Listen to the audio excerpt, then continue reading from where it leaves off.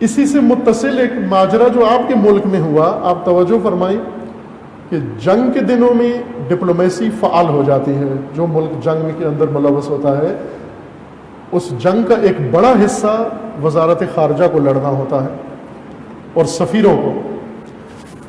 سعودی عرب نے جنگ شروع کی لیکن سفارتی سطح پر کچھ بھی نہیں ہوا، نہ ان کا وزیر خارجہ کہیں گیا، نہ کوئی دورہ کیا، کچھ بھی نہیں ہوا. سفارتی طور پر بالکل انہوں نے کوئی حرکت نہیں کی، چونکہ پہلے سے سب کے ساتھ ملے ہوئے تھے، متفق تھے.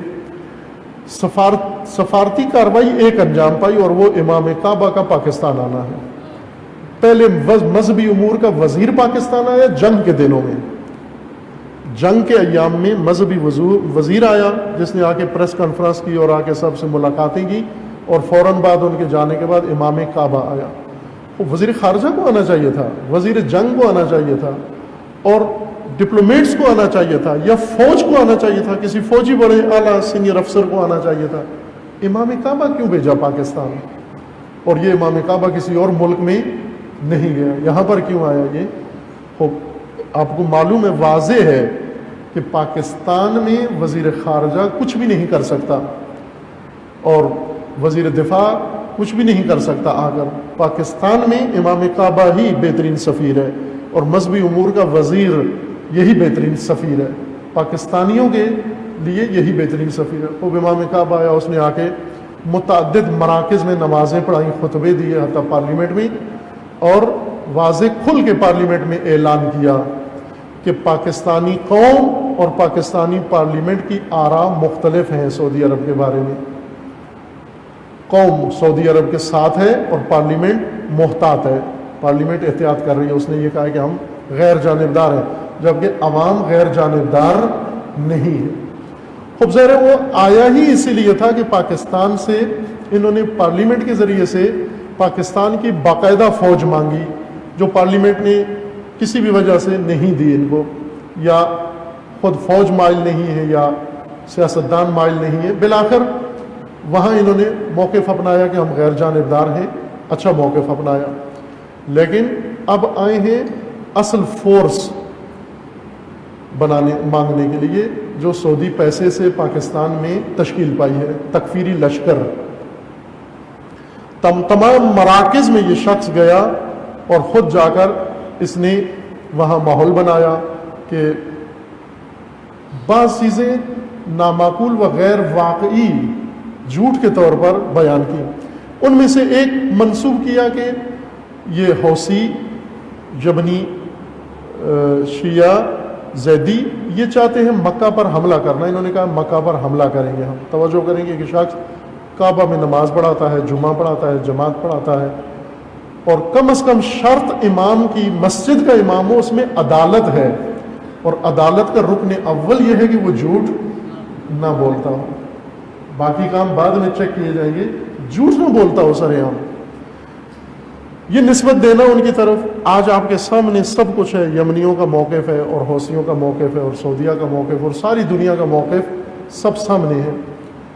ایک دفعہ بھی کسی یمنی نے، حتیٰ کسی غیر ذمہ دار یمنی نے بھی یہ بیان نہیں دیا، یہ بات نہیں کی کہ ہم مکہ پر حملہ کریں گے، بلکہ ان کی لیڈرشپ نے وضاحت کے ساتھ یہ کہا ہے کہ مکہ و مدینہ کا احترام ہم آل سعود سے زیادہ کرتے ہیں.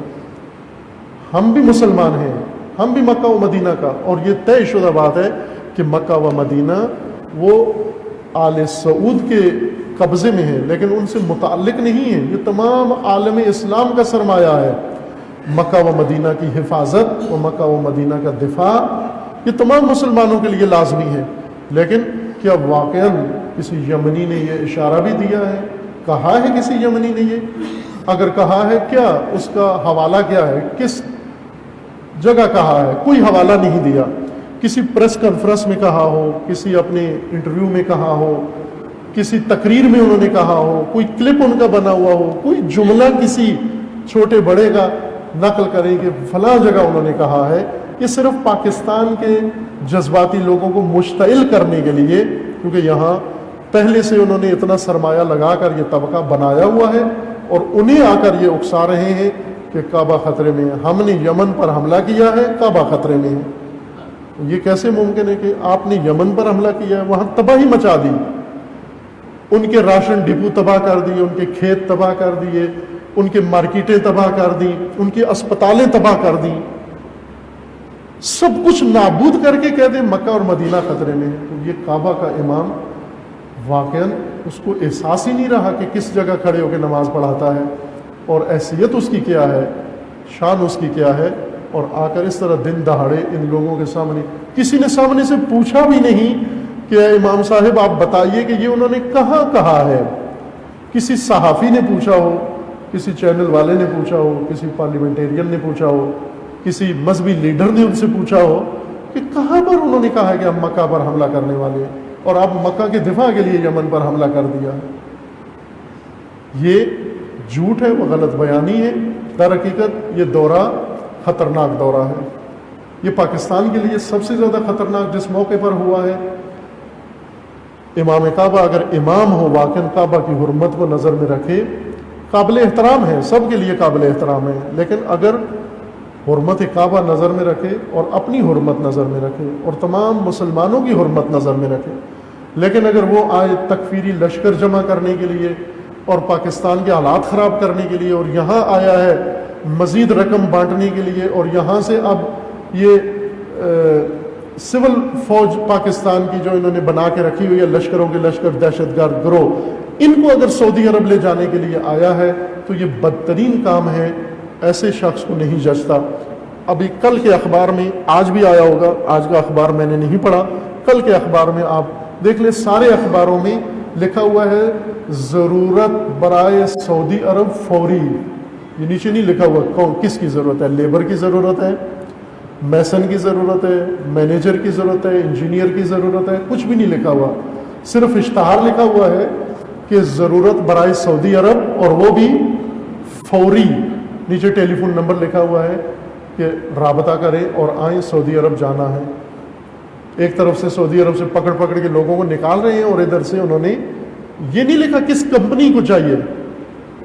یہ بھی چونکہ کمپنی کا نام آتا ہے باقاعدہ، جس طرح طریقہ ہوتا ہے یہ ریکروٹنگ کا، ذمہ داری کے ساتھ اشتہار آتا ہے، اس طرح کا اشتہار دینا، ظاہر ہے جو بھی حرکت شروع ہوتی ہے شیطانی حرکت، شیعہ اس کا ہدف بنتے ہیں، اور پاکستان کا شیعہ سب سے پہلے اس کا ہدف بنتا ہے۔ عزیزان، ہوشیاری کی ضرورت ہے، آگاہی و بیداری کی ضرورت ہے، اپنی حفاظت خود کریں۔ جب دشمن اس حد تک آگے چلا گیا ہے، داعش جیسا وحشتناک و دہشت کا لشکر بنایا ہے، اور خود اٹھ کے چڑھائی کر دی ہے، اور آ کے اس طرح سے شدت ٹی وی چینلز کے ذریعے سے تشیع کے خلاف، کل پرسوں اسلام آباد میں ایک انٹرنیشنل، مجھے نام یاد نہیں رہا، کسی این جی او نے کیا ہے، میٹنگ کی ہے، کل میٹنگ کی ہے، پرسوں نہیں، کل ہوئی ہے اسلام آباد کے اندر، اور انہوں نے پاکستان کے بارے میں رپورٹ شائع کی ہے، شاید آپ نے پڑھی ہو۔ اس رپورٹ کے اندر انہوں نے کہا ہے کہ پاکستان میں قتل و غارت شیعہ کی اس سال میں جو بڑا گزرا ہے، اس سال میں سب سے زیادہ ہوئی ہے، اور ساتھ لکھا بھی ہے وجہ کیا ہے۔ یہ مذہبی جماعت نہیں ہے، غیر مذہبی جماعت نہیں، شاید غیر مسلمان ہے یہ این جی او، نام میرے ذہن میں نہیں، انٹرنیشنل کوئی جماعت ہے یا این جی او ہے۔ انہوں نے اسلام آباد میں کل کی یہ میٹنگ تھی، اور اس میں ساتھ وجہ بھی ذکر کی ہے۔ انہوں نے کہا کہ پاکستان میں سعودی مداخلت کی وجہ سے تشیع پاکستان میں اتنا نقصان ہوا ہے اور خطرے میں ہے۔ ظاہر ہے اس وقت پاکستان نے اپنی، ان کے سامنے گئے ہیں، معافیا مانگ کر آئے ہیں، بار بار گئے ہیں، جی ہم مجبور تھے، ہم باقاعدہ فوج نہیں بھیج سکتے چونکہ خود ملک میں آپریشن ہو رہا ہے، بارڈروں پہ خطرہ ہے، وہاں ان کو کہا نہیں کیا، لیکن انہیں یہ کہا کہ ہم اس فوج سے بہتر فوج آپ کو دیتے ہیں۔ خفت بھی مٹانے کے لیے باقاعدہ طے کیا، معاہدہ کیا ان کے ساتھ انہوں نے کہ ہم یہ سب کچھ فراہم کرنے کے لیے تیار ہیں، اور انہوں نے ان سے معاہدہ کر کے اپنا سفیر اس شخص کو بنا کر بھیجا ہے۔ آئندہ دنوں میں یمن کے تو ہیں ہی ہیں حالات جس طرح بحرانی، لیکن پاکستان میں بھی ایسے لگتا ہے کہ یہ اثر پڑے گا، چونکہ یہ لشکر دہشت و وحشت شروع پاکستان سے کرتا ہے۔ کہ ہماری دعا بھی ہے کہ خدا و تعالیٰ تمام مومنین کی عزت و مال و جان و ناموس کی حفاظت فرمائے، اور مومنین سے تقاضا بھی ہے کہ ہوشیاری کے ساتھ، آگاہی کے ساتھ اور اپنی مدد آپ کے ساتھ انشاءاللہ وہ کوشش کریں حفاظت کی، اپنے مراکز کی حفاظت کی، اپنی عبادت گاہوں کی حفاظت کی، جمعہ و جماعت کی حفاظت کی، اور اسی طرح دیگر جو متعلقات ہیں ان سب کو، شخصیات کی حفاظت کی، کہ خدا نخواستہ کوئی ایسا ناگوار واقعہ ان ایام میں رونما نہ ہو۔ توقع نہ رکھیں، امید نہ رکھیں کہ آپ کو حکومت بچائے گی یا دوسرے لوگ آپ کو بچائیں گے۔